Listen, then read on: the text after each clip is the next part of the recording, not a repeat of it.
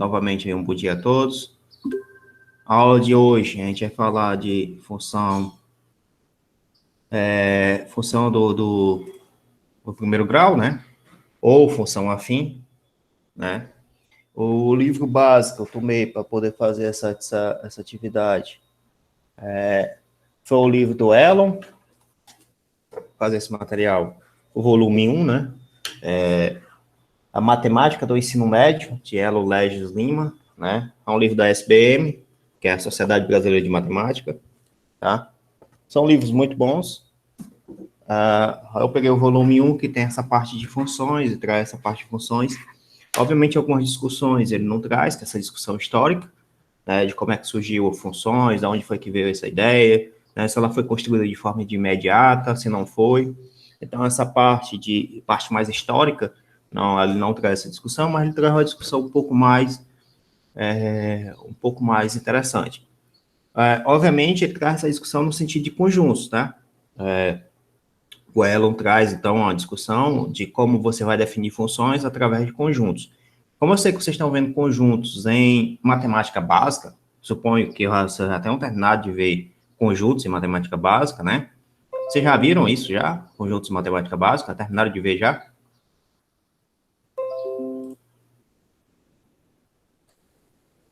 Uma parte, né? Tá. Então, antes de definir funções, vamos lá algumas coisas, tá? Vamos entrar aqui alguns pontos, que é esses pontos de discussão, né? Primeiramente, toda vez que a gente vai estudar algum assunto, a gente precisa saber qual é o objetivo de estudar aquilo, por que eu tenho que estudar aquilo, qual a importância de estudar aquilo, eu consigo ver alguma aplicabilidade daquilo no meu dia a dia, na minha jornada de trabalho, né? Seja lá o que for, né? E quais são os aspectos históricos que chegou a construir isso e por que foi construído isso? Existe algum fator que levou à construção disso, né? Aí vem algumas, obviamente, né, outras observações que é referente à própria ciência em si, né? Quando a gente fala que vai estudar matemática e vai estudar ciências, a gente sempre busca, né, pensar numa aplicabilidade imediata. Mas ciência nunca tem uma aplicabilidade imediata, né? Engenharia, sim. Né? Quando você pega ciência base e matemática, a aplicabilidade vem algum tempo depois. Você vai ser visto algum tempo depois. Tá? Historicamente, né, aí entra a parte que é interessante, que na atualidade você tem as teorias são lançadas, como por exemplo na física a gente tem a teoria de cordas, né, a gente tem a teoria de Brownian da vida, a gente tem teoria de partículas, né? São teorias que, por exemplo, uma teoria de Einstein demorou 100 anos para poder, que são as teorias das ondas gravitacionais, demorou 100 anos para poder demonstrar. Atualmente está acontecendo isso. Então, você está lançando teorias, está demorando muito tempo para poder você demonstrar. Né? E essas teorias precisam de uma base matemática. Todas elas. Isso na física, por exemplo, na química, né? Na biologia e assim por diante. Antigamente, o que é que você tinha? Você tinha a aplicação, você pode pensar algo tipo mais básico, como máquinas térmicas. Você tinha, por exemplo, as máquinas térmicas e você queria explicar por que aquilo acontecia. Aí você, então, fazia observações, anotava as suas observações. Quando você fazia observações, anotava aquilo, aí você traçava vamos dizer, um modelo. E quando você traça um modelo, esse modelo é um modelo matemático, né? Então, você tinha dados e você conseguia traçar o modelo a partir da matemática existente na época. Algumas vezes você não tinha como explicar, porque a matemática não estava desenvolvida até certo ponto, né? Então, vamos lá. Em relação a funções, especificamente, principalmente função do primeiro grau, voltando aí, né? O que é que acontece com essa função, né? Primeiramente, a gente tem aí que na antiguidade, né? A gente tinha aqui, você pegar aqui mais ou menos aí 400 depois de Cristo, você já tinha estudos sobre funções, função do primeiro grau, principalmente, né? E a ideia, né, não chegava perto da ideia que a gente tem hoje, obviamente, né? Que a gente tem uma coisa que que ao estudar funções a gente observa que tem uma coisa chamada dinamismo, a gente tem uma coisa chamada correspondência, generalização, proporcionalidade, interdependência, né, variável, conjuntos, e assim por diante. Tem muitas ideias envolvendo um determinado assunto, né, esse assunto específico. Então, tem muita coisa que a gente pode trabalhar em cima desse próprio assunto. Tem muitas interpretações, depende de qual nível você esteja, depende qual a aplicação que você quer. Então, tem várias variáveis que podem ser abordadas, né, e você pode dar diferentes significados, tá? Então, na antiguidade, tinha um significado. Vamos lá. O desenvolvimento de conceito de funções vem desde a antiguidade. Lógico que esse conceito sofreu modificações com o passar dos anos. Dependendo da época, a função era vista como uma aplicação. Por exemplo, na antiguidade, a função era vista como uma relação entre duas quantidades. Você tinha, então, uma relação entre quantidades, seja essas quantidades, né, quais eram elas, mas você não tinha definição de que era uma variável, né, que existia uma dependência entre essas quantidades, né, e você não tinha uma definição clara do que era função. Ou seja, você não tinha o que era variável, né, quando a gente constrói uma função, open board aqui, deixa eu abrir aqui o ambiente aqui para escrever. Quando a gente tem uma função, né, a gente vai ver daqui a pouco, como é que ela é escrita. De forma geral, a função do primeiro grau, a função polinomial, né, um p de x, uma função polinomial, é um a1 x elevado a n mais a2 x elevado a n menos 1 mais a3 x elevado a n menos 2 mais a n. Então, de forma geral, essa é uma função polinomial, como você escreve simbolicamente ela, né? Não que represente ela, não a forma de você representar, mas a forma de você escrever, né, essa função. Quando você pega uma função do primeiro grau, você está pegando simplesmente que esse n aqui é igual a 1, né? E 1 menos 1 aqui ficaria 0, então você só teria aqui, tipo, uma função do tipo a1x mais um a2, né? Ou f de x igual a mx mais b, né? Alguns livros colocam isso aqui como sendo a, onde m e b são constantes, m e b são constantes, tá? Mas você repare que essa forma de você escrever, você não escrevia isso na antiguidade. Essa forma de você escrever, onde você tem mx igual, fx igual a mx mais b, você está dizendo para mim o seguinte, ó. Você tem uma função, né? Uma função do tipo y, né? Aqui você tem uma variável x. Aqui você tem umas constantes, certo? Você tem umas constantes. E essas constantes, elas têm um significado. A gente vai passar daqui a pouco qual é o significado dessas constantes. Mas você, na antiguidade, você não tinha essa noção de que você está relacionando uma variável com outra. Você só simplesmente você tinha, olha, determinada quantidade, você tem uma relação entre determinada quantidade, tá? Então, você pode pensar, por exemplo, em relação ao preço e o produto, né? Isso é uma função, né? O preço de um determinado produto. Se eu chego na loja, eu pergunto quanto é um bombom, 10 centavos. Então, eu quero 10 bombons. Quanto é, então, 10 bombons? Repare que tem um preço e o produto aí, que você está olhando, são duas quantidades. Essas duas quantidades têm uma relação entre elas. Tá? Então, na antiguidade, a gente tem essa definição já, né? 400 anos aí depois de Cristo. Né? Aí depois, o que é que acontece? Você tem aqui que na antiguidade apenas mostra uma coleção de problemas resolvidos sem apresentar um método claro e bem definido, certo? Então, nessa época, você tem aí como se você estivesse pegando, anotando o que é que você ia resolvendo, o que é que você podia resolver, depois que você anotava o que é que você ia resolvendo e o que é que você tinha para resolver, né? Aí você, olha, eu consigo fazer isso usando somente esse método. Eu não consigo fazer isso usando outro método, né? é mais ou menos essa a ideia. Obviamente, com a evolução do tempo, né, com o surgimento de alguns, vamos dizer, pesquisadores, matemáticos, arquitetos e assim por diante, né, filósofos, né, aí você tem uma melhoria desse conceito, né?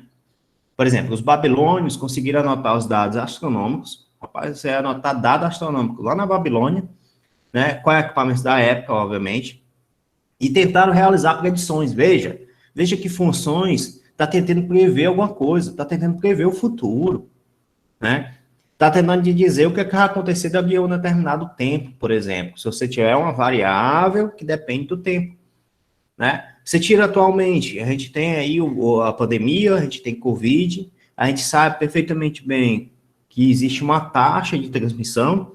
Aí, a partir dessa taxa de transmissão, a gente fala, se numa sala tem tantas pessoas e um está contaminado, com essa taxa de transmissão, então, em tanto tempo, todos estão contaminados. Você consegue, então, prever o que vai acontecer. Né? Veja como a função é bonita, né? Nesse sentido, né? Então, eles tentaram realizar essas predições, obviamente, eles faziam anotações da periodicidade da Sol, da Lua, né, o que é que acontecia com a relação do Sol, a sombra e a Lua, e tentaram ver, entre a astronomia não é o nome daquela, astrologia, né, astronomia, fazer uma relação entre a astronomia e a astrologia, né, ou seja, a astrologia é lá da época dos babilônios, tá, mas, enfim. E aí, veja, eles tentavam fazer, então, uma relação ali e conseguir construir uma função que representasse aquele problema, né? Mas eles não tinham essa noção de variação. Eles não tinham essa noção de variável, né? Eles tinham simplesmente um conjunto de dados que eles conseguiam anotar e conseguiam observar e conseguiam prever o que é que ia acontecer devido à periodicidade, por exemplo, do Sol, da Terra em torno do Sol em torno da Terra, né? Dependendo de qual segmento que estavam indo. Né? Porque nessa época existia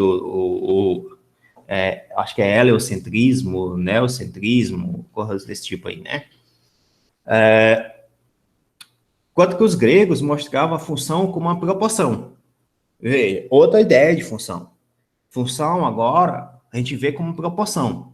Mas veja, o que eles faziam isso, essa proporção, quando ele relacionava a área com a área.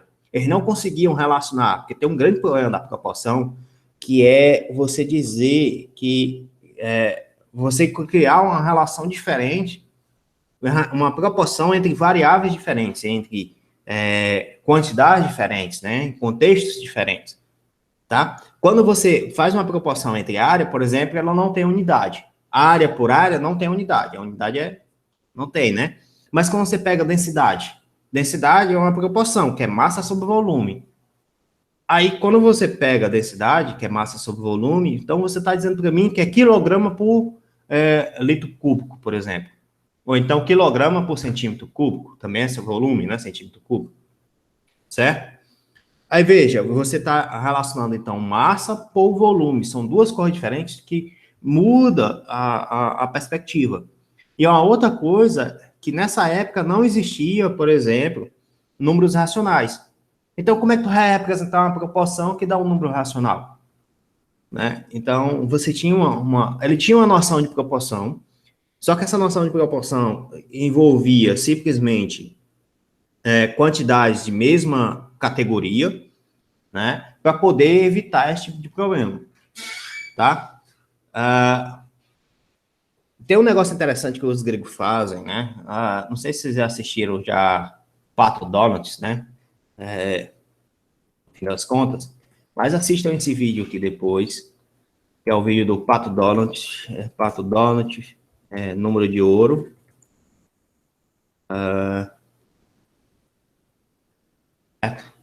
É 27 minutos esse vídeo. Eu vou salvar aqui e mandar para vocês. Vale muito a pena vocês assistirem esse cara, né? Esse vídeo, enfim. Assistam ele depois. Esse vídeo, ele vai falar, né? De certa forma, ele vai falar que os gregos tinham essa noção do número de ouro, que é, se eu não me engano, você tem aí uma relação também diretamente com a sequência Fibonacci, que isso também tá diretamente relacionado com computação. Você também tem essa relação com computação. E eles faziam isso sem saber que estavam fazendo isso, mas simplesmente faziam isso pela beleza da arquitetura, né? Que você conseguia relacionar o tamanho dos quadrados sempre na mesma proporção. Ou seja, eles pegavam um certo tipo de quadrado ou retângulo que tinha determinadas dimensões, faziam uma proporção e dava sempre essa proporção. Aí você tem aí o número de ouro. Isso é muito bonito, é muito interessante. Depois assistam lá esse vídeo aí do Pato Donald aí, que dá essa explicação bem mais completa. São 27 minutos, vale a pena vocês assistirem, só por curiosidade, né? Mas veja, ele não está dando a ideia de função, e sim ele está fazendo essa ideia de proporção. Ele está fazendo a proporção entre retângulos, né, entre a área de retângulos, ou então entre o complemento de retângulos, e você tem um determinado valor, né? Então ele traz um sentido de proporção para a função. Porém, não tinha noção de números racionais, o que dificultava o desenvolvimento. E é isso que a gente já comentou, né? Que além disso, as proporções escondem a dependência entre grandezas distintas, certo? O que você está fazendo simplesmente é uma proporção, né? Já na Idade Média, século XV, aí começa o desenvolvimento, né? Não tão grande, porque a Idade Média foi complicado, né? Mas, enfim. Aí começa o estudo das variações na Idade Média, em particular com o movimento, né? E a maior contribuição, por incrível que pareça, a maior contribuição na Idade Média, né? Que período aqui está errado, né? Período. Não são as respostas, tá? Que obtiveram relacionadas a observações de determinados fenômenos, mas sim a forma como eles faziam as perguntas. O fato deles modificarem a pergunta, modificarem o que buscava, aumentou em relação você vai adquirindo o método científico. Quando você adquire o método científico para fazer esse determinado estudo, né, você acaba desenvolvendo um pouco mais, né? Por exemplo, em lugar deles perguntarem por que uma pedra cai ao saltar no ar, perguntavam como ela cai, né? Cai com qual velocidade? Veja que essa mudança é essencial para responder por que as coisas acontecem, como é que as coisas acontecem, né? Deixou de existir a pedra cai porque cai, né? E passou a existir como, né? Ela vai cair, né? E essa mudança, né? Veja como essa mudança é essencial para o surgimento de uma coisa chamada ciência experimental, permitindo a relação entre a ciência das naturezas e a matemática. Isso é interessantíssimo, né? Mas, obviamente, pessoal, isso aqui não é uma aula de história, né? A gente não tem tanto teor histórico, é apenas algumas observações. Eu vou chegar já no objetivo de mostrar isso para vocês, tá?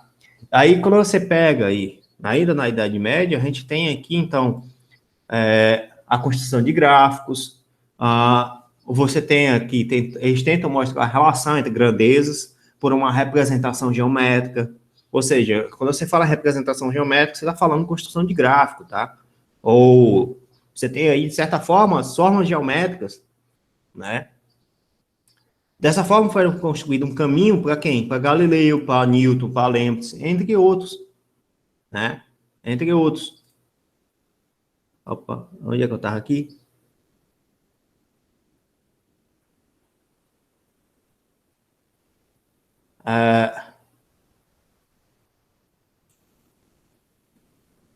Só que tem um detalhe interessante que na Idade Média a gente observa, né, a gente vai ler e vê, que a matemática não estava desenvolvida o suficiente.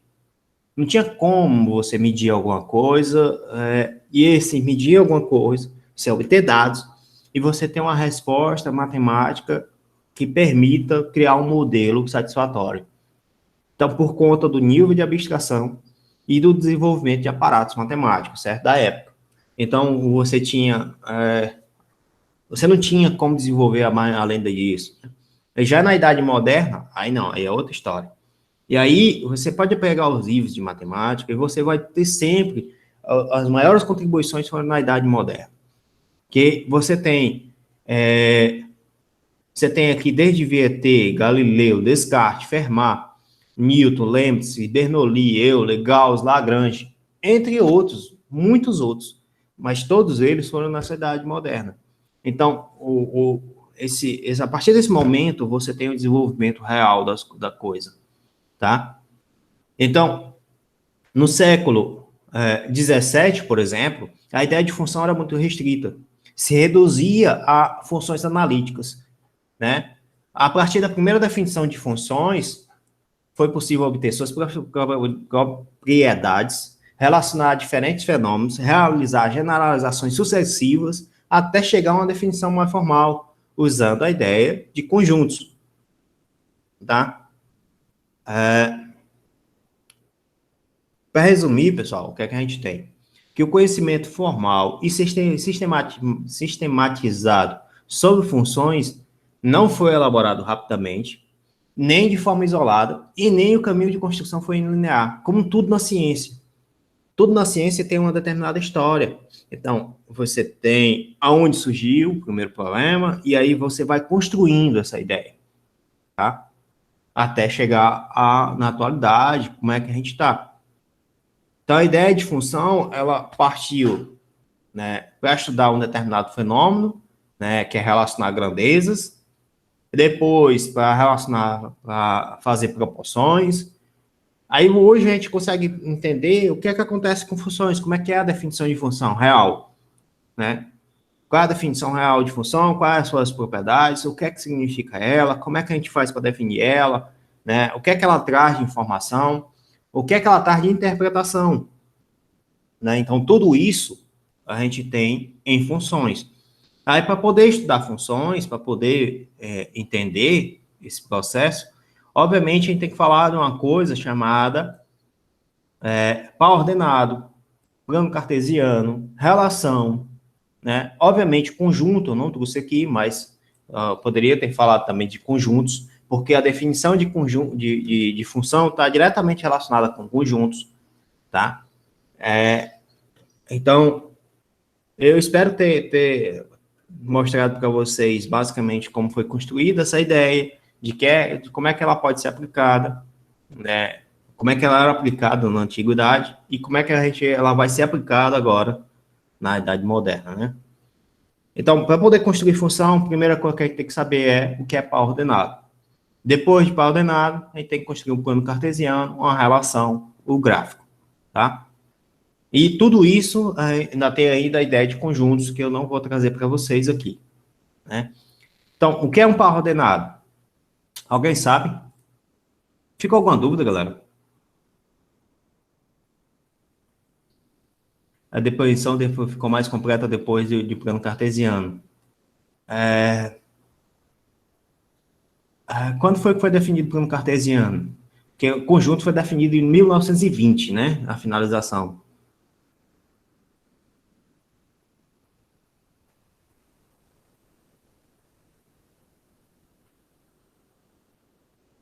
Eu não sei quando foi que foi construído o plano cartesiano, cara. Tem que ver aí.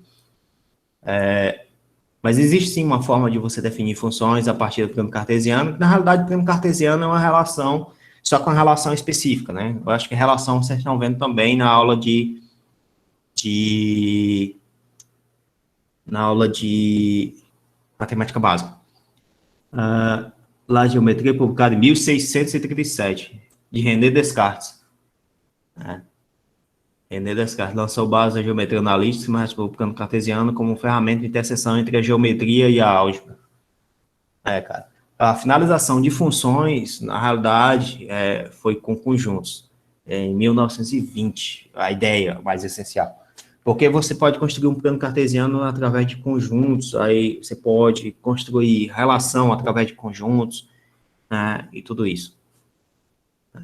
Mas, enfim, tem que... você tem dois conjuntos, e a relação entre esses dois conjuntos pode ser uma função. né? Mas para isso ser uma função tem que ter algumas características. E a gente vai mostrar isso aqui, tá? Eu espero que vocês tenham com dúvida até aqui, né? Então, vamos lá. O que é par ordenado? Né? Um par ordenado, pessoal, você pode imaginar como sendo um ponto, tá? É um ponto, geometricamente, certo? Um par ordenado P, você pode escrever isso aqui como sendo A e B, né? Aqui é a primeira coordenada, aqui é a segunda coordenada, primeira coordenada e segunda coordenada, primeira e segunda coordenada, certo? Então, quando você traçar um gráfico, por exemplo, você traçar o plano cartesiano, você vai representar sempre a primeira coordenada nesse eixo que está nessa linha horizontal. A linha horizontal é a primeira coordenada, aqui fica a primeira coordenada. Aqui vai estar na linha vertical, seria a segunda coordenada. Como eu não estou representando que é S, aqui é X, aqui é Y, ou coisa desse tipo, aí você pode ter aqui uma reta. Essa reta aqui pode ser a reta dos números naturais, pode ser a reta dos números reais, pode ser a reta dos números complexos, e assim vai, né? Então, você tem uma reta aqui e outra reta, tá? Então, aí o que é que acontece? Você vem aqui, eu tenho que A tá bem aqui. Então, aqui tá A, aqui tá B. Aí eu vou representar o ponto, né, o par ordenado nesse ponto, nesse plano aqui, né, bidimensional. Então, esse par ordenado é esse ponto aqui, A, B, tá? Então, um ponto, você tem, então, um ponto, uma representação do par ordenado, certo? E um par ordenado é um par de objetos matemáticos cuja ordem de ocorrência desses objetos é significante, o que significa dizer que a ordem importa, tá? Ou seja, se você escreve AB, é diferente de você escrever BA, certo? A ordem importa. Então, você tem dois elementos, digamos, A e B, dos quais um é designado como primeira coordenada, ou abscissa, e o outro como segunda coordenada, ou ordenada. Dois pares ordenados, eles são iguais se e somente se A foi igual a C e B foi igual a D. Ou seja, se você tiver dois pares ordenados, A e CD, se esses pares ordenados forem iguais, ou seja, se eu estou dizendo que o ponto AB é igual ao ponto CD, então você está dizendo que a primeira coordenada é igual à primeira coordenada e a segunda coordenada é igual à segunda coordenada, ou seja, que A é igual a C e que B é igual a D. Tá? Acho que não tem nenhuma dificuldade disso, né? É permitido considerar que você tem, então, um par ordenado formado simplesmente pelos mesmos pontos, ó, XX, certo? Quando o A é igual a B, né, ou então quando X é igual ao Y, você teria aqui um par ordenado onde sua primeira coordenada coincide com a segunda, ou seja, são iguais. Aí veja, par ordenado não é a mesma coisa que conjunto. O par ordenado XY é diferente do conjunto XY. Por quê? Porque o conjunto não importa a ordem, ele continua sendo conjunto, continua sendo o mesmo conjunto, porque ele tem os mesmos elementos, tá? Agora, nem sempre, né? Nem sempre XY é igual a YX. Por que nem sempre XY é igual a YX? Porque ele poder ser igual, X tem que ser igual a Y. Tá? Isso só acontece, só XY, XY é igual a YX, se e somente X, se X for igual a Y. Isso só acontece quando isso aqui ocorre. Se X for diferente de Y, isso aqui é mentira. Sempre é mentira. Tem alguém querendo entrar aqui? Só um momento. Pronto.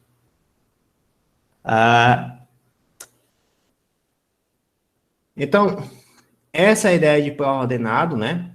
Aí agora a gente vai falar um pouquinho de plano cartesiano. Aí para poder falar de produto cartesiano, né? Depois a gente fala do plano. Para a gente poder falar do produto cartesiano, né? A gente tem que lembrar que você já sabe construir um par ordenado.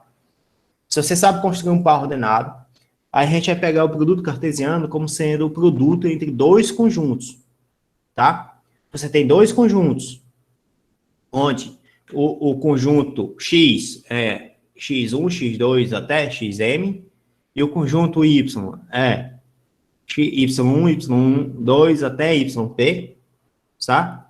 São dois conjuntos finitos, com m elementos para x tem m elementos, y tem p elementos.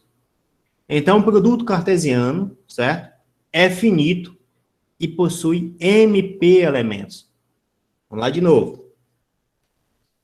Suponha que você tenha dois conjuntos. O conjunto x, isso aqui é igual a x1, x2 até xn, né? O conjunto y, que é igual a y1, y2 até yn, tá? Aí eu vou fazer o produto cartesiano desses dois conjuntos.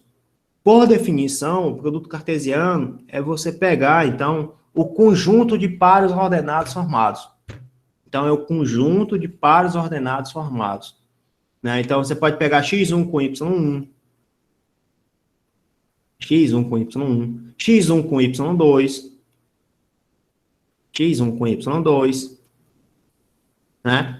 x1 com y3, x1 com y4, x1 com y5, x1 com yn. Aí depois você pode fazer a mesma coisa para o x2, tá? Você pode fazer a mesma coisa para o x2, para o x3, para o x4, e assim vai. Aí você vai formar um conjunto aqui, né, ó. É um conjunto aqui, ó, onde você tem todos esses pares ordenados. Todos esses pares ordenados. Como aqui você tem m elementos, aqui você vai ter m elementos, né? Que um par ordenado significa dizer que é um elemento, tá? Então aqui você tem m par ordenados nessa linha.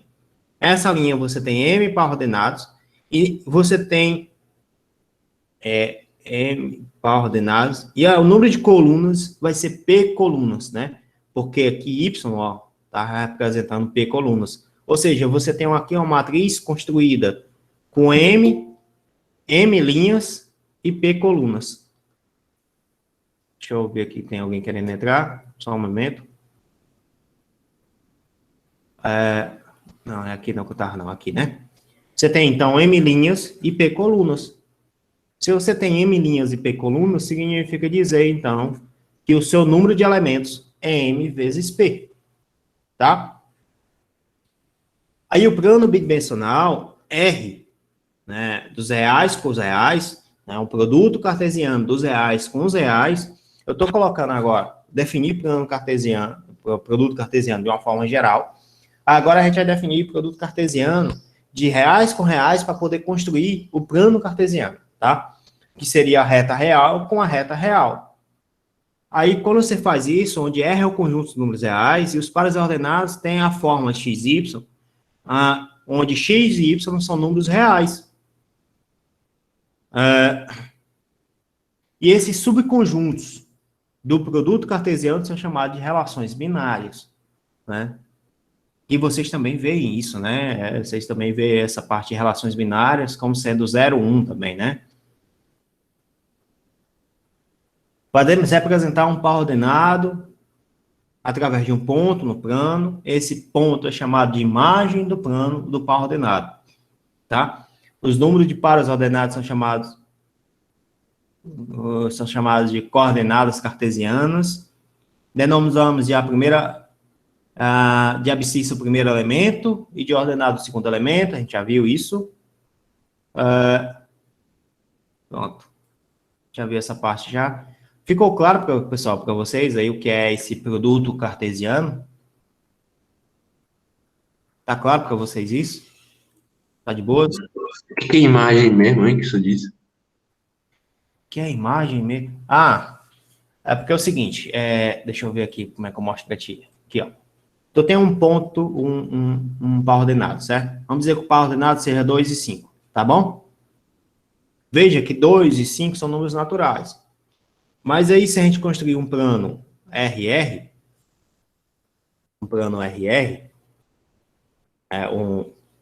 produto cartesiano RR, significa dizer que você pode construir aqui qualquer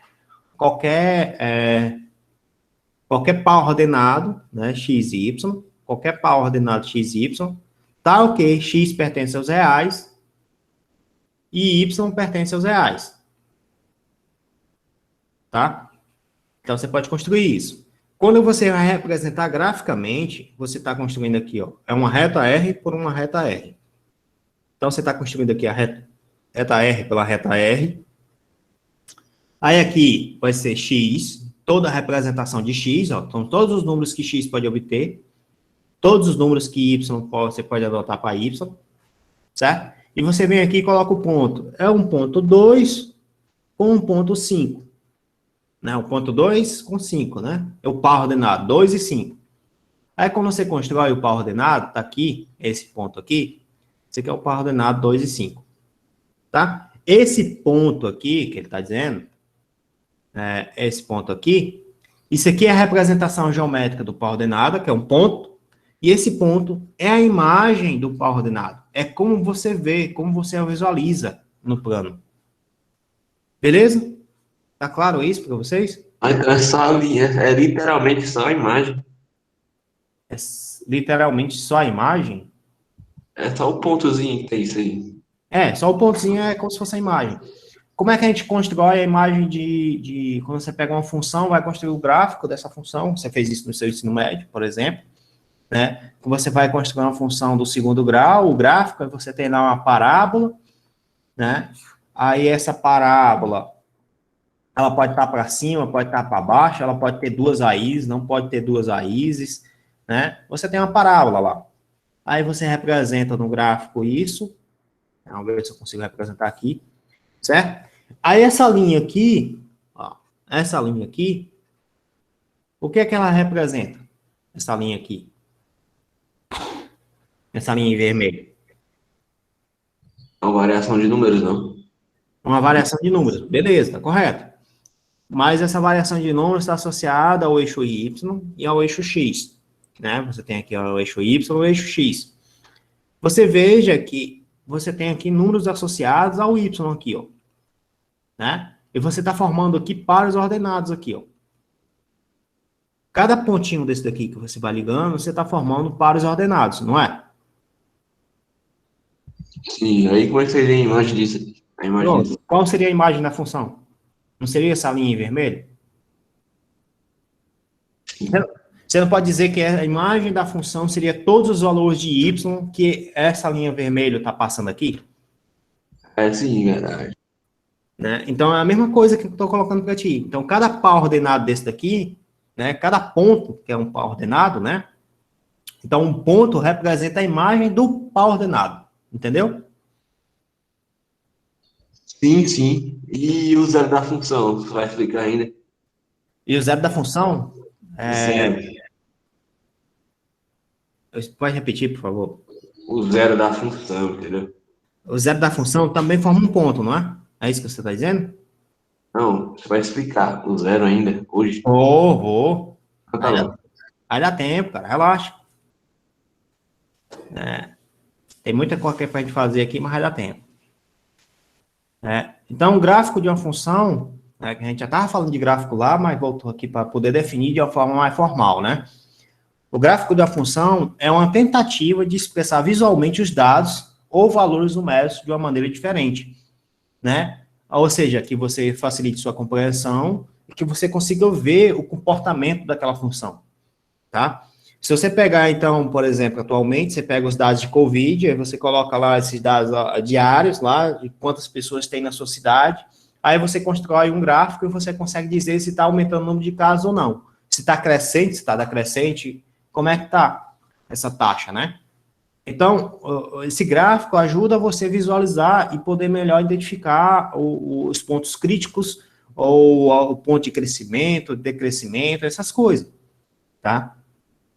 Aí você tem gráfico coluna, gráfico de linha, gráficos circulares, gráfico pizza, gráfico não sei de quê. Você tem vários tipos de gráficos, certo? E o gráfico que a gente vai estudar aqui é um gráfico bem específico, que é o gráfico de uma função. E quando você vai fazer o gráfico de uma função, você está dizendo aqui, ó, você está definindo uma função f, de um conjunto D para um conjunto I, ou seja, um F é como se fosse uma relação do conjunto D com o conjunto I, né? Que você está formando um conjunto de pares ordenados, onde o primeiro par, a primeira ordenada pertence ao conjunto D e a segunda ordenada pertence ao conjunto I. Ou seja, você está formando um par ordenado do tipo X e F de X. Agora sim, a gente vai construir o gráfico lá com X, F de X, certo? O equivalente a você dizer que é X e F de X, onde X pertence a D. E D vai ser o domínio, tá? E a F de X, né, no caso, vai ser a imagem aqui. Só que o conjunto I vai ser o contradomínio da função. Então, a gente vai falar isso daqui a pouco, melhor para vocês. Em outras palavras, o gráfico da função f de x para y, né, é um subconjunto g de f, ou seja, que g de f é o gráfico, tá, pessoal? Do produto cartesiano x, y, formado por todos os pares ordenados, tá? Então, para você construir o gráfico de uma função, você precisa saber o produto cartesiano, porque você constrói o gráfico da função através do produto cartesiano de x com y, que satisfaça a transformação f, né? Ou seja, então o gráfico da função, simbolicamente, você representa como todos os pares ordenados pertencentes ao produto cartesiano x, y, tal que y é igual a f de x, né? E x é igual, x pertence ao próprio x, né? Ou conjunto x, certo? Só que tem duas condições para um gráfico de uma função. Repare que isso aqui é importante, que ele vai definir aqui quando é que eu posso construir um gráfico de uma função e se aquele gráfico é uma função. Né? Vocês vão ver isso melhor em relações, quando vocês estiverem estudando relações em matemática básica.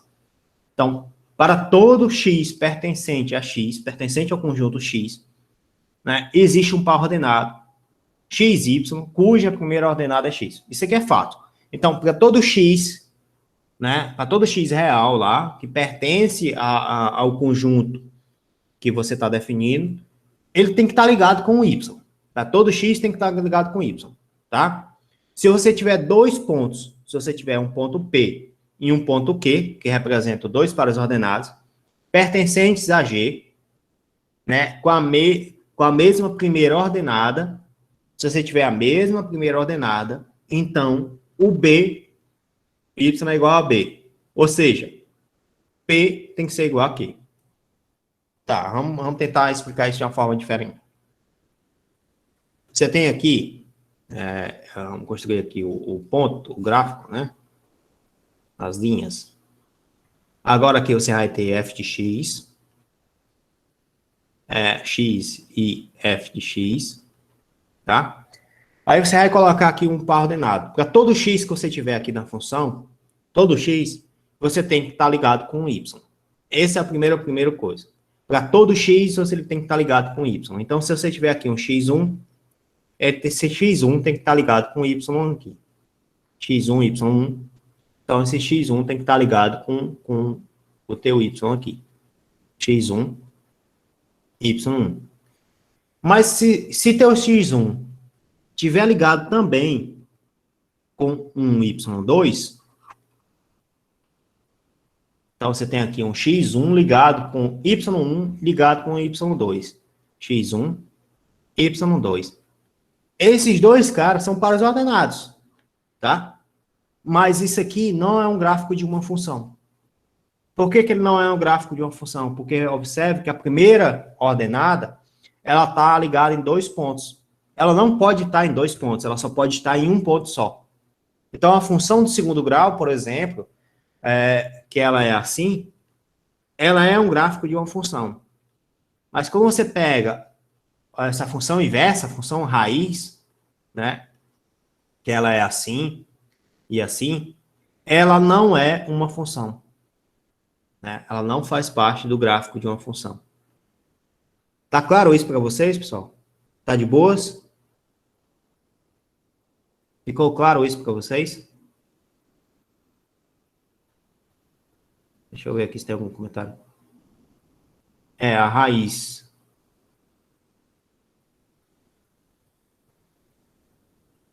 É a raiz. É, acho que sim, né? Acho que tá explicado isso, né, João Vitor?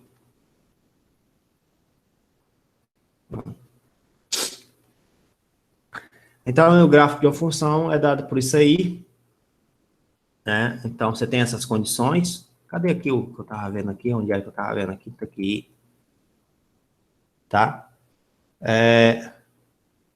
E ele continua explicando que são, ou seja, para cada x existe um e somente um y, tal que x, y pertence a g. O produto cartesiano está intimamente ligado à ideia de relação, mais precisamente relação binária, tá? Aí aqui ele vai explicar o que é uma relação binária, certo? Essa relação binária, no fim das contas, é uma relação entre dois conjuntos que respeitam uma determinada regra, né? Uma relação binária sobre dois conjuntos do tipo A, X, B. Em outras palavras, uma relação é definida como sendo um subconjunto do produto cartesiano, tá? Então, quando você tem um subconjunto do produto cartesiano ou uma relação formada a partir desse subconjunto, né? Você tem aí, então, uma relação binária. Aí tem uma observação aqui, né, que é interessante. Ao definir função, é necessário transmitir a ideia intuitiva da função como correspondência, transformação, dependência, uma grandeza em função de outra, um resultado de um movimento, translação, rotação, e não um conjunto de pares ordenados. Porque quando você pega a definição mais geral de função, você vai estar definindo dessa forma aqui, ó. Ele está dizendo aqui para mim o seguinte: no início do século XX, com a teoria dos conjuntos, plenamente desenvolvida, isso aqui é plenamente, tá, pessoal? Não é penalmente, né? Pelnamente, né? É plenamente desenvolvida, surge a definição de função. Um subconjunto de pares ordenados formado pelo produto cartesiano XY, em que x pertence a x e y pertence a y, onde x é o domínio, y é seu contradomínio, tal forma que x e y existe um único y pertencente a y, tal que y seja a imagem de x pela, tá? E simbolicamente se escreve disso. Para resumir tudo isso que ele falou para vocês aqui, ele está definindo função como sendo um conjunto de pares ordenados, certo? Um conjunto de pares ordenados, ou seja, uma relação binária, né? É um conjunto de pares ordenados que pertence ao produto cartesiano daquele conjunto, conjunto imagem contra domínio, né? Para todo x que você está pertencente a x, ele tem que respeitar aquelas condições de gráfico, onde existe apenas um y, existe apenas o y que pertence a y, para cada x existe apenas um y, tá? E esse y é igual a f de x, e f de x é a imagem da tua função. Então, o domínio, quando você pega f de x, y, esse cara é o domínio, né? Para todo x pertencente a x, esse cara é o domínio, tá? O domínio da tua função. Esse conjunto y é o contradomínio, o conjunto y é o contradomínio, e os elementos de y é a imagem da função, tá? Mas você também pode ter o conjunto imagem. Conjunto contradomínio, conjunto imagem. E o conjunto imagem está contido ou é igual ao contradomínio. A gente tem que lembrar isso, tá? Veja que essa... Oi? Peraí, vai com calma. O domínio é o quê e o contradomínio? Você pode explicar novamente, por favor? Ó, x e y. Isso aqui é uma relação, né? De x para y, né? Então, você está definindo aqui um conjunto. Aqui, vamos dizer que tem elementos A, B e C. Aqui você tem um y, um outro conjunto. F, G. Acho que tem alguém querendo entrar aqui, só para deixar entrar aqui rapidinho. Né? F, G. Aí, por exemplo, eu poderia fazer aqui uma relação aqui do A. Quando você faz o F, você está ligando o A com E, o B com o F e o C com G. Obviamente, isso aqui é muito simplório, né? Não é só isso que pode acontecer. Mas a gente está simplesmente pegando um modelo aqui, né? Então, todos os elementos aqui de X pertencem, X é formado pelos elementos A, B e C. Então, esse conjunto aqui é o domínio. Entendeu? Até aí? Sim. Pronto. Aí, vamos lá. O Y, então, eu poderia ter aqui no Y, aqui, por exemplo, mais um elemento aqui. Vou botar mais um elemento aqui, H. O Y é formado por E, F, G e H. Tá? Esse conjunto Y aqui, isso aqui é o contradomínio. É o contradomínio. Veja que nem todos os elementos de Y estão ligados com X, mas todos os elementos de X estão ligados com Y. E isso é que define função. Todos os elementos de X têm que estar ligados com Y. Tá? Mas nem todo elemento de Y está ligado. Mas aqueles elementos que estão ligados é a imagem. Quais são os elementos que é a imagem? Né? Aí a imagem é formada por E, F e G. Tranquilo? Entendi. Obrigado. De nada, cara. Ou seja, quem é a imagem?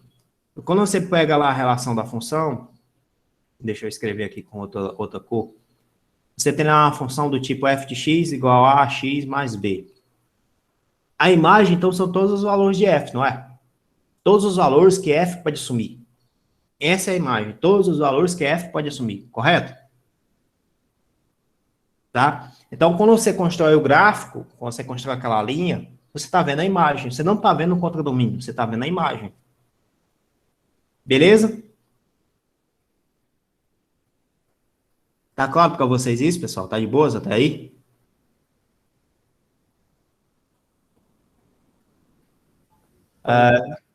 Tá de boa, né? Repara que essa definição aqui de função, ela é bastante abstrata. Ela não traz o dinamismo da função. Tá? Ela não traz, por exemplo, as aplicações que essa função pode ter. Ela não traz as interpretações que M e que B podem ter, dependendo do sistema que você esteja trabalhando. Né? E ela tem várias observações sobre isso. Uma função, então, do tipo função afim, ou função polinomial de primeiro grau, ou né, simplesmente função do primeiro grau, função linear, função constante, todas elas fazem parte desse conjunto de dizer que você dizer que é uma função afim, tá? Então, a função afim, né, ela cadê aqui? Uma função afim, ela é escrita da forma f de x igual a mx mais b, onde m e b são constantes reais, e x é uma variável independente, certo? Então, uma função do primeiro grau é escrita dessa forma, mx mais b. Tá excrescendo aqui o conjuntos, agora a gente vai trabalhar com a forma mais analítica. O número m, ou o coeficiente m, especifica a taxa de variação da função, né? E o número b, ou o coeficiente b, você tem aí um coeficiente de translação, né? Ou, vamos dizer assim, o f de zero. Qual ponto toca o eixo y, né? Quando x é igual a zero. Tá? Em algumas situações pode ser chamado também de valor inicial da função, né? Ou seja, que é b igual a f de zero. Aí tem os casos particulares, que é a função identidade, a função afim que representa aqui translações, né? Que é simplesmente x mais b. Identidade, f de x é igual a x. A função identidade tem um negócio interessante que cadê aqui? Eu apertei aqui sem querer aqui um pouco mais. A função identidade tem um negócio interessante que é o fato dela, todo valor que você pegar de x é igual a f de x. Ou seja, todo valor de entrada é igual ao valor de saída. Todo valor que você dá de entrada é igual de saída, né? Vamos dizer assim.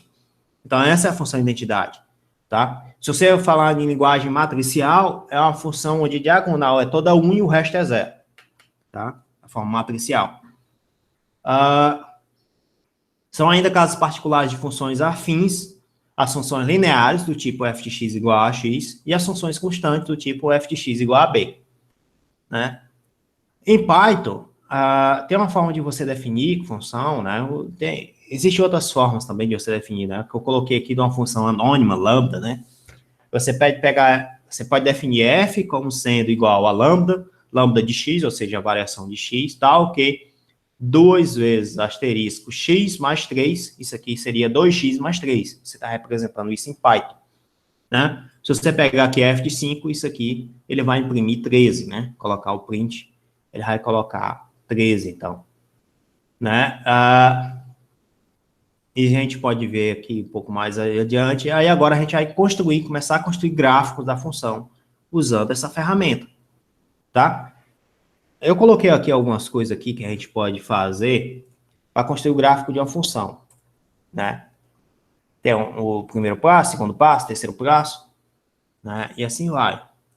E existe a forma mais, vamos dizer, braçal, que é essa forma aqui que eu vou mostrar para vocês. E depois vai existir a forma automática. A forma braçal, eu vou sair logo daqui, que não acho que a gente talvez não precise, mas eu vou deixar aqui. Já. Pois não. Qual seria o nome daquela função que é f de x igual a menos x? A f de x igual a menos x, né? Essa função ela não é a função identidade, certo? Provavelmente é uma função linear, porque você tá passando pelo zero, mas está negativo, né? Aí, mas eu não sei qual é o nome, se tem um nome específico para isso. F de x igual a menos x. Mas não é identidade, porque todo valor de x que você dá de entrada, você tem o f igual ao x, só que negativo, né? Não é inversa, não. Não. Não. Porque a inversa tem outra ideia, né? A inversa, no lugar de você escrever o y em função do x, você vai escrever o x em função do y, né? Aí na inversa, por exemplo, na identidade, você está dizendo que y é igual a x na identidade, a função identidade, né? Y é igual a x. Se você pegar a inversa, x é igual a y. Entendeu? Por exemplo, y é igual a x ao quadrado. Se você pegar a inversa, significa dizer que x é igual a raiz de y. Tá? Só para os valores positivos, que isso aqui seria a função. Ou você teria x igual a menos a raiz de y. Aí só para os valores negativos. Que aí aqui são duas coisas diferentes, né? Você está pegando ou o valor positivo para ser uma função, ou o valor negativo para ser uma função. Tá? Nesse caso aqui. Se você pegar y igual a e elevado a x, a inversa significa dizer que é x igual a ln de y. Tá? Se você pegar y igual a menos x, a inversa seria x igual a menos y. Isso aqui não é identidade. O nome disso aqui. Não é função identidade. Provavelmente é linear. Você tem um crescimento linear, decrescimento linear, na realidade, né? Você está em um decrescimento linear. Vamos assim, negativo aqui. Beleza, pura? Tá claro para vocês isso? Tá de boas? O que é aquele LNX mesmo, professor? Aqui? Isso aqui é porque eu não apresentei ainda para vocês, mas eu vou apresentar isso depois, tá? Jóia. Né? Isso aqui é tipo y igual a e elevado a x. Isso aqui é uma função exponencial. Toda vida que você tiver uma função exponencial, por exemplo, y igual a 10 elevado a x, aí você quer tirar esse 10 elevado a x aqui, você coloca o log, né? Aí você colocaria log de y igual a log, né? Quando você está colocando log, isso aqui é log na base 10, log na base 10, de 10 elevado a x. Aí você usa a propriedade logaritmo, né? Aí você passa esse x para cá e ficaria log de 10 na base 10, que é 1. Aí ficaria só x. Então, a função inversa da função exponencial é o logaritmo. Entendeu? Obviamente, ainda vou Mas passar... o senhor usou ali na outra vez logaritmo natural, não foi? Foi, logaritmo natural, porque aí o que acontece? É a base, né? Aqui eu estou usando base 10. Quando eu escrevo log, simplesmente log, eu estou dizendo que é base 10. Se eu escrever o log na base isso aqui é a mesma coisa que ser o ln, né? Que é o logaritmo natural. Tranquilo? Ou seja, mas eu ainda vou passar isso para vocês. Relaxem que dá tempo. Tá? Hoje não. Então, a gente vai construir gráficos agora usando Python, né? E para construir gráficos, a gente pode fazer alguns modelos, né? Um deles é, por exemplo, você substitui os valores de x na função, você monta uma tabela de valores, coloca os pontos no plano cartesiano e conecta os pontos, tá? Ou seja, você pode pegar aqui a função do tipo, aqui, como ele coloca aqui, lambda de 2x mais 3, certo? Aí eu vou pegar aqui e colocar os valores da f de x para quando o x for menos 5, menos 5, menos 4, menos 3, menos 2, menos 1, até 4, né? Passando pelo zero. Então, ele imprime aqui, ó, você pode ver aqui, uma tabela de valores ou uma lista de valores que f pode assumir. Né? Você cria aqui uma lista de valores que f pode assumir nesse range, né? De menos 5 até 5. Tá? Aí, eu posso simplesmente aqui, então, vir agora, criei essa lista de valores para f, certo? Aqui tá de x, criei essa lista de valores de y, e eu posso fazer um plot scatter, que é esse plot de pontos, e quando eu faço o plot de pontos, eu vou ter esses pontos em vermelho aqui, ou seja, menos 7, cadê o menos 7? Tá aqui, menos 7 está aqui, está relacionado com menos 5. O menos 5, que é esse menos 5 bem aqui, ó, como você pode observar esse ponto aqui, está relacionado com menos 4, né? Então, você vai criando pontos no plano cartesiano, e depois você conecta esses pontos, certo? Do mesmo jeito, você pode fazer aqui no outro aqui, por exemplo, eu peguei uma função aqui do tipo 2x menos 6, eu criei uma lista de menos 10 até 10 com passo 2, ou seja, você tem menos 10, aqui os pontos aqui, que você está pegando de x, ó, menos 10, menos 8, menos 6, assim por diante. Aqui são os valores que f pode assumir, né? Ou seja, se substituir o x por menos 10, você substituir o x por menos 10, vai dar menos 20. Menos 20, menos 6, menos 26, está aqui. Aí você continua fazendo isso, a brincadeira, né? Pegando aqui o último aqui, ó. 2 vezes 8 dá 16. 16 menos 6 dá 10, tá aqui. Aí você coloca os pontos no gráfico, como ele mostrou aqui, né? E depois você conecta esses pontos, certo? Todo mundo entendeu isso? Tá bom? Tá de bom aí? Tá tudo tranquilo? Pois não? A gente não vai ter um caso onde um conjunto vai ter mais números que os outros, né? Não, vai não. Não vai não. Primeiro, o Python não vai rodar, né? Por conta que ele vai tentar rodar e a lista de um está maior do que a do outro. Então, ele não vai conseguir fazer um scatter-plot. Né? Primeiro ponto é esse. Segundo ponto, se você tiver mais x do que y, isso não é uma função. Né? Porque você estaria conectando, você tem todos os valores de x tem que estar conectado com y, certo? Se você tiver mais y do que x, isso pode ser uma função, né? Só que quando você for montar os pontos, você tem que ver quem são os pontos do plano cartesiano que está ligado, entendeu? De bola. Show de bola, né? Aí isso aqui são os casos particulares, por exemplo, f de x igual a x. E quando você coloca f de x igual a x, né? Você observa, ó, são todos iguais, né? Os valores, ó. Quando é 0 é 0, 5 é 5, e assim por diante. E, ó, se você colocar aqui, ó, 0, 0, você conecta aqui um conjunto de pontos, faz um traço, acabou-se, né? Se você pegar, então, agora um caso do tipo x mais b, que é uma translação, né? Repara que eu coloquei aqui x mais 5. Ou seja, você está aumentando 5. Quando você aumenta 5, se eu comecei aqui com menos 5, o primeiro, então, é 0. Com 0, o outro é 5, e assim por diante, né? Então, ele vai lá e constrói o gráfico também dessa forma, né? Eu poderia colocar aqui, por exemplo, aí aqui, veja, o que é que acontece quando você tem aqui em B variável. Eu só mudei o B. Botei 1, botei 13, 25, 73.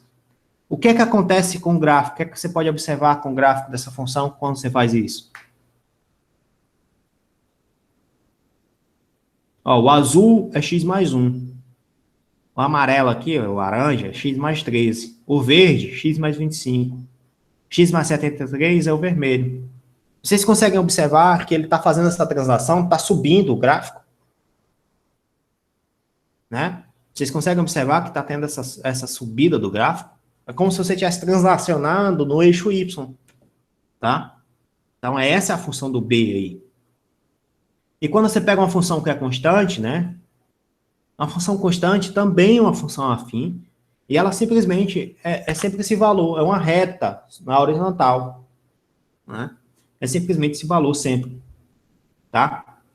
E quanto que a função linear? O que é que acontece com a função linear aqui, pessoal? Veja que as funções aqui que eu coloquei, ó, é 0,5 vezes x em azul, 2x em laranja, 5x em verde, 10x em vermelho, 20x em purple, né? Sei lá como é o nome, violeta, né? E aí, galera? O que é que vocês conseguem observar? O que é que tá mudando aí? Coeficiente angular é maior. O que é que significa dizer que o coeficiente angular é maior? E o ângulo dele em função do zero do x vai ser maior. Isso, Ele que tá o sendo ângulo dele, o produto é exatamente. maior. Exatamente, você tem toda a razão. Que o ângulo, ele está fazendo isso aqui. Quanto maior for o A, né? Quanto maior for o M, no caso, né? Quanto maior, maior é o ângulo, né? Maior é essa variação aqui do ângulo aqui. Está acontecendo isso, certo? Se for negativo, obviamente, se ele for negativo, você está decrescendo. Quando ele é positivo, quando esse A é positivo, você está aumentando, você está crescendo. Quando ele é negativo, você está decrescendo. Então, a função é crescente quando é positivo, decrescente quando... Ah, não, quando é M, né? Eu estou adotando um M aqui. Quando o M é positivo, é crescente. Quando o M é negativo, é decrescente. E é isso que você está observando aqui, né? Como você pode observar aqui, ó. Enquanto que o 10x está crescendo, em laranja, o menos 10x está decrescendo. Certo? E isso está acontecendo. Tá? Então, você tem aqui, ó, que o valor f de igual a m, mx mais b, representa esse valor m, de m, representa o crescimento ou decrescimento de uma função, a variação do ângulo do gráfico com eixo x, ou o coeficiente angular, ou o comportamento da proporcionalidade, né? Significa dizer que esse m seria basicamente a proporcionalidade de f de x dividido por x. A razão entre duas grandezas, e o b é o resto, né? Certo? Então, esse m tem um significado bem interessante. E a gente vai trazer aqui algumas aplicações, esse m representa uma outra coisa, tá? Pode representar, por exemplo, velocidade, m. Né? Pode representar aceleração, né, na física, tá? Mas, enfim, é outra história. Enquanto que o coeficiente b representa a translação no eixo y, né? Lembra daquela história lá que a gente viu no gráfico? Ou o seu valor f de zero. Em alguns problemas é a condição inicial, por exemplo, em situações que envolvem o tempo, né? Não existe tempo negativo, então a condição inicial seja b. Então o valor para t igual a zero é igual a b. Aí, por exemplo, situações do tipo, uma empresa precisa efetuar uma entrega de uma encomenda o mais breve possível. Para tanto, a equipe logística analisa o trajeto desde a empresa até o local da entrega. Ela verifica o trajeto, apresenta dois trechos, distâncias diferentes, velocidades máximas diferentes permitidas. No primeiro trecho, a velocidade máxima é de 80 km por hora, a distância percorrida é de 80 km por hora, 80 km. No segundo trecho, o comprimento é de 60 km, né? E a velocidade máxima é 120. Supondo que as condições de trânsito sejam favoráveis para que o veículo da empresa ande continuamente na velocidade máxima permitida, qual será o tempo necessário em horas para a realização da entrega? E aí, como é que você faz isso, né? Suponha que a velocidade em cada um dos trajetos seja constante e que o espaço percorrido cresce linearmente com o tempo. Certo? Isso é uma questão básica do Enem, de como você pode usar a função do primeiro grau, né? Mas também uma questão de logística. Como é que você pode definir uma logística de uma empresa, né? Como é que você define, por exemplo, qual a velocidade que o ônibus deve andar, que um caminhão deve andar, e qual o tempo de entrega que deve ocorrer aquilo, quando é que deve ocorrer aquela entrega, tá? Então, você consegue fazer isso, por exemplo. Né? E tem gente que monta empresa de tecnologia só para calcular a logística. Porque se você minimizar o custo da logística, né, você está economizando um dinheiro incrível, né, que é dinheiro de combustível. Certo? Falar em combustível também é uma forma de aplicação da função do primeiro grau, por exemplo. Você pode pensar nisso. Se você não tem vazamento e ele faz a quilometragem, se eu andar tantos quilômetros por hora, ele roda, se eu andar tantos quilômetros por hora, com essa velocidade, ele consegue fazer tantos quilômetros por litro, então você tem a relação de economia. Então o carro tem lá dizendo para ti, olha, se tu andar com essa velocidade, o carro vem lá um símbolozinho lá no computador de bordo, dizendo para ti, ó, se tu andar com essa velocidade, com essa marcha, com essa rotação, tu tem economia de combustível, né? Isso é interessante. Isso é uma aplicação de função de primeiro grau, por exemplo, tá? Esse problema ali eu vou deixar para vocês resolverem em casa, né? Só para a gente poder terminar essa parte aqui. Considere, então, agora a gente vai calcular esse coeficiente angular, né? Considere a função 2x mais 3. Foi mal, pessoal. A gente vai calcular aqui o que acontece com a função, né, nos intervalos de x. Então, para cada um desses x aqui, a gente vai calcular. Vai traçar retas paralelas ao eixo x e ao eixo y, tá? E a gente vai perceber que a f de 3 menos a f de 2 dividido por x, que seria 3 menos 2, esse resultado é 2. A f de 4 menos 3, 4 menos 3, esse resultado é 2. 4 menos 2, 4 menos 2. F de 4 menos a f de 2 dividido por 4 menos 2, o resultado final também é 2. Então, existe uma constante ali, certo? Existe uma constante. Quem é essa constante? Aí o que a gente vai fazer é simplesmente mostrar que quando você faz uma relação, entre altura e comprimento, isso daqui sempre é 2.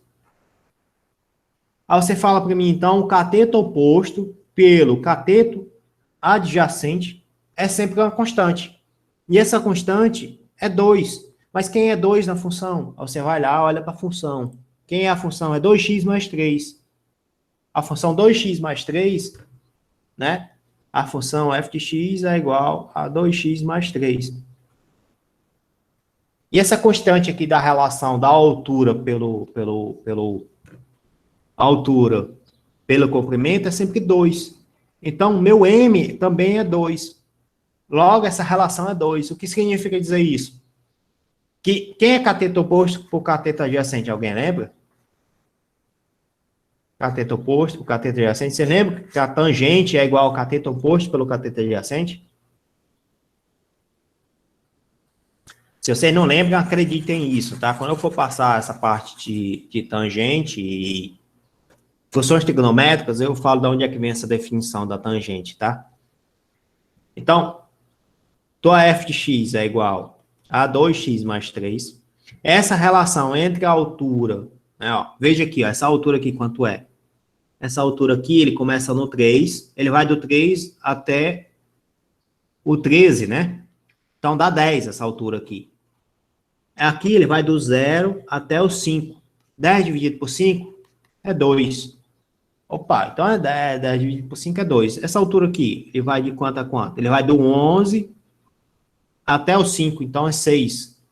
Essa distância aqui, ele vai do 1 até o 4. Então, aqui você tem 3. Então, isso aqui é 2. Ou seja, é sempre essa relação de cateto oposto por cateto adjacente, cateto oposto por cateto adjacente sempre é 2. Então, cateto oposto por cateto adjacente é a tangente. A tangente, nesse caso, então, é o m. E esse m, quem é? É o coeficiente angular. Então, a tangente de θ é igual ao coeficiente angular. Tá? Ou seja, daqui, então, a gente tem que a tangente é igual ao coeficiente angular. Quando eu vario o coeficiente angular, né? Quando eu vario o coeficiente angular, eu estou mudando esse ângulo com o eixo horizontal, né? A gente já viu essa mudança, porque a gente está vendo a mudança da tangente, né? Mudar a tangente significa dizer que você está aumentando o coeficiente angular, certo? Você está aumentando a taxa de crescimento. Como é que eu faço para calcular esse ângulo, então? Aí eu calculo a função inversa da tangente, que é o arco tangente, né? Como é que eu faço para implementar isso no Python? Eu venho bem aqui e coloco, ó, simplesmente, ó, A tangente, tá vendo? Ó? Θ1 é igual a A tangente. Aqui ele colocou o math como um M, né? Então aqui você está importando o pacote de matemática, e está colocando aqui M, e esse A tangente aqui é o arco tangente, tá? Então ele pega o arco tangente do coeficiente angular. Quanto é o coeficiente angular dessa reta? 2 aqui, ó, tá vendo? Ó? 2x mais 3. Então, e depois ele está calculando o arco tangente de 3. E depois ele está mandando imprimir, ó. Quem é? Só que ele colocou em ângulos, ó, em degrees, né? Em ângulos. Do θ1, θ2 e assim por diante. Então, você tem aqui 63, 71, 75, né? Se você tivesse aqui de 1, por exemplo, botar aqui 1. Aqui 1, isso aqui é 1, isso aqui não é 2, isso aqui é 1. O que é que vai acontecer aqui? Vai executar aqui.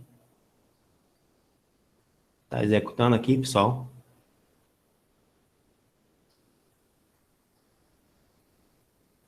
Qual o valor da tangente que é igual a 1? Olha aqui com o ângulozinho bem bonitinho. 45 graus, por quê? Porque a tangente de 45 é 1. Tá?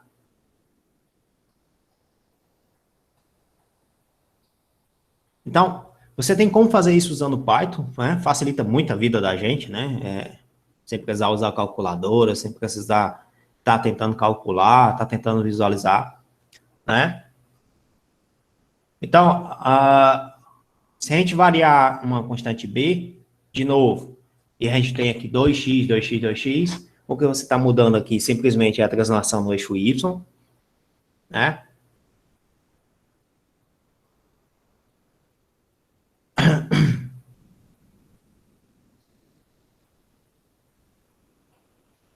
O que acontece se tiver duas funções com o mesmo coeficiente angular b, né?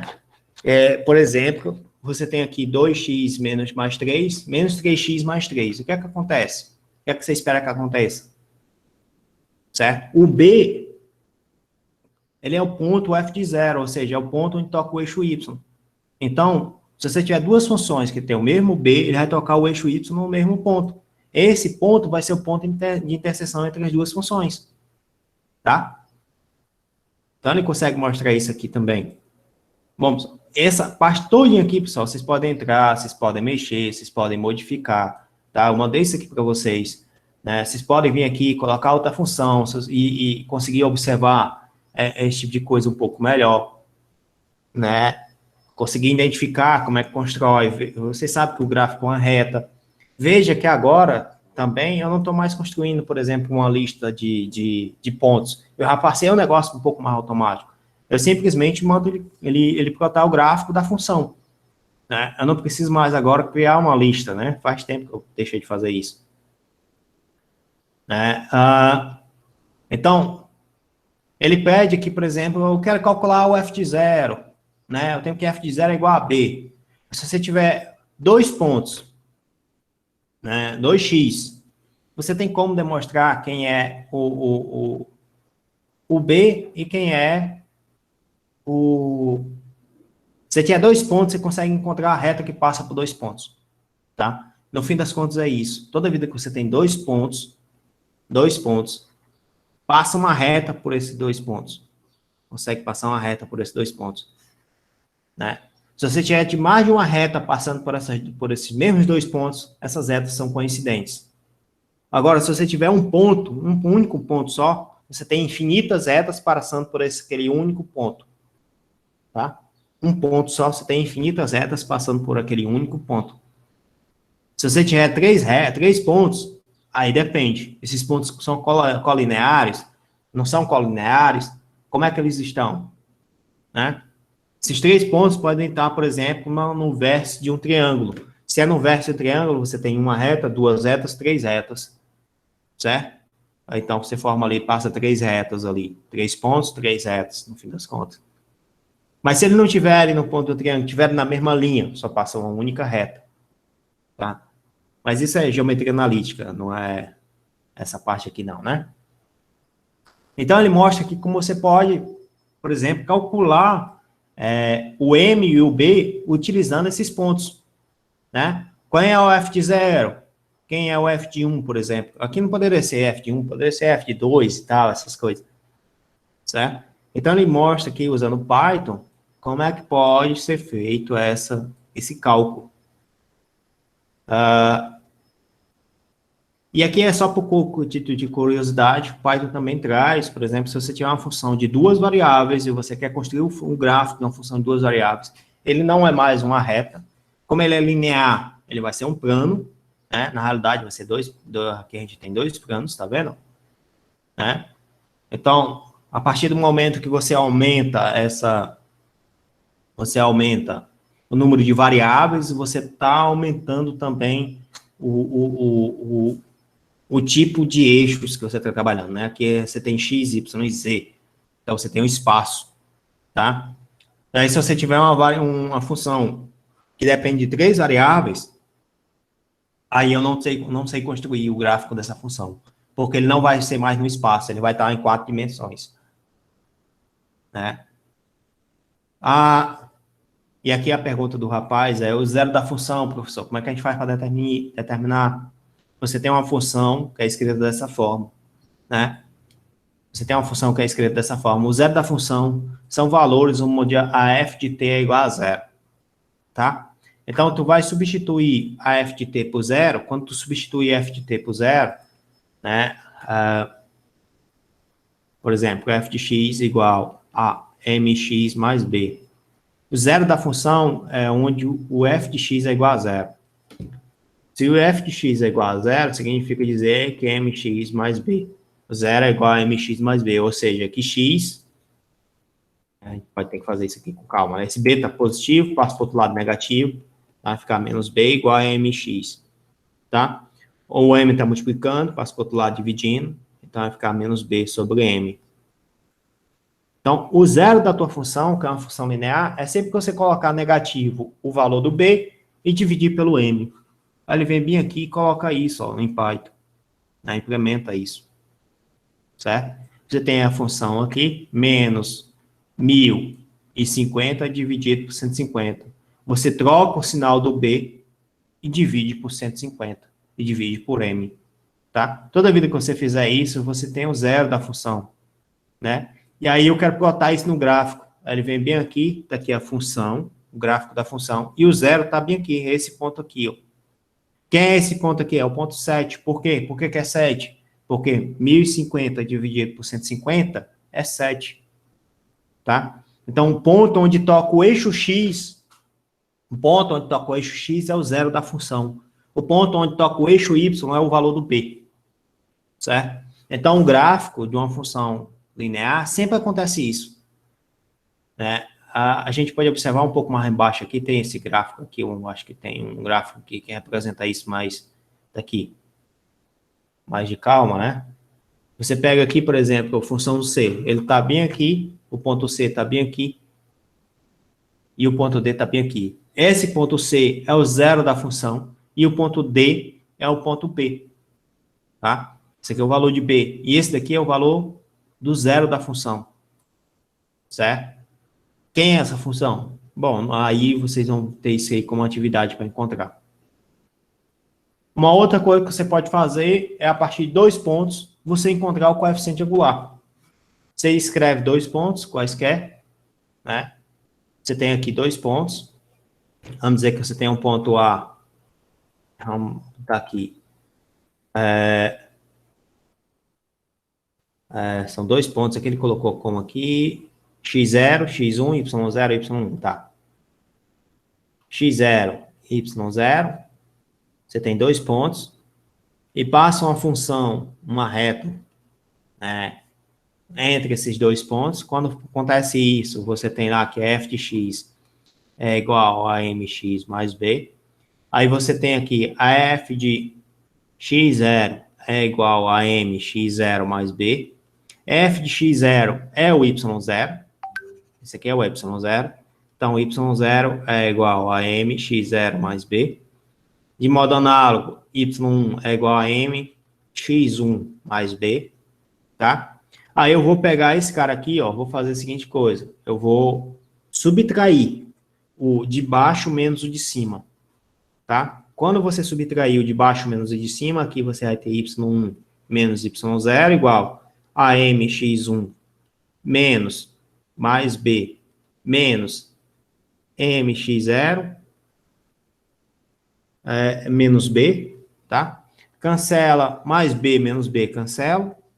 E vai ficar, então, y1 menos y0 igual a mx1 menos mx0, né? Coloca o m em evidência, você vai ter y1 menos y0 igual a mx1 menos x0, tá? Ou seja, que m é igual a y1 menos y0 dividido, né, que esse cara está multiplicando, passa pelo lado dividindo, x1 sobre x0, tá? Na realidade, isso a gente já viu, pessoal. É a altura, y1 menos y0, isso aqui é a altura dividido pelo comprimento. A altura dividido pelo comprimento é o coeficiente angular. Isso a gente já viu, tá? E ele faz isso aqui também, mostra isso aqui também, né? Tá feito aqui no sistema, em texto, e depois vai fazer isso em Python. Colocou y1 é igual a 1, x0 é igual a 1, y0 é igual a 2, x1 é igual a 1, y1 é igual a 4. A partir do momento que eu tenho esses pontos, né, eu vou lá construir o gráfico lá, tá aqui esses pontos, né, e eu traço aqui a reta aqui, e eu tenho como dizer, né, fazer um fit de quem é essa reta. Quando eu faço o fit, eu encontro essa função, certo? Cadê aqui? Ó, e veja que coloquei aqui, ó, o M vai ser quem? Y, você tanto faz, você colocar Y1 menos Y0, como Y0 menos Y1. Só que você tem que colocar aqui, você coloca o primeiro aqui, o segundo aqui, o primeiro aqui, o segundo aqui, tanto faz. Tá? E o B vai ser simplesmente Y0 menos MX0, né, que a gente já determinou já. Aí você substitui, né? E você quer encontrar quem é o F, aí ele faz isso aqui de forma automática, né? Certo? E pelo segundo método, você também consegue encontrar isso através do coeficiente angular, ou seja, cateto oposto sobre cateto adjacente, certo? Você encontra também pelo cateto oposto, cateto adjacente, e você consegue fazer esse fit através do Python, tá? E você pode simplesmente ter uma tabela de dados e eu construir uma função através dessa tabela de dados. Então, você constrói aqui os pontos, né, dessa tabela de dados e você vai plotar qual a função que representa essa tabela de dados. E quando você vai plotar a função que representa essa tabela de dados, como você tem ali pontos não colineares, você tem N retas que vai passar por aqueles pontos, tá? Aí você vai simplesmente pegar a reta que mais se ajusta e calcular o erro, né? Aí você vai, quando você fizer isso, você está fazendo, na realidade, isso aqui é um pouco de estatística, né? Que vocês vão ver lá em estatística, lá quando você está fazendo isso aí, é um pouco mais adiante, né? Final do curso de estatística, que você vai conseguir perceber que você tem uma reta que passa por todos esses pontos e você calcula uma variância aqui, que é esse erro aqui, tá? E isso a gente não vai chegar tão fundo, eu só queria mostrar para vocês que é possível a gente fazer isso, tá? E é possível ainda você ter N pontos aqui totalmente desvinculados, né, totalmente vinculados, você fazer uma transformação de coordenadas naqueles pontos e você encontrar a função que melhor representa naquela transformação de coordenadas, né? Isso é bem interessante também, tá? E aqui eu tenho os exercícios propostos, eu mandei isso aqui para vocês façam isso em casa, esses exercícios, certo? Tem bastante coisa aqui. Eu sei que a aula foi um pouco rápida, mas é só função do primeiro grau, no sentido de que eu gostaria de ter passado essa ideia de histórica, a ideia da definição de função, do que é gráfico, né? Essa definição um pouco mais formal de conjuntos, e depois essa parte de construção de gráficos a partir do Python como ferramenta, né? Enfim.